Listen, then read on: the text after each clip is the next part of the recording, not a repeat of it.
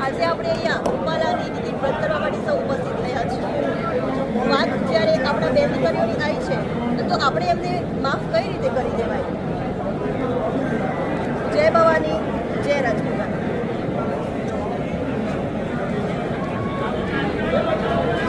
રાજપૂતોની ક્ષત્રિયોની અસ્મિતા 562 ઋષિ જે રજવાડાઓનું વિલીનીકરણ કર્યું એનો આજે એ બલિદાનનો આજે એમનો આભાર જે માન્યો હતો એમના બદલામાં આજે એમનું ઋણ ચૂકવવાનો સરકારનો સમય આવી રહ્યો છે.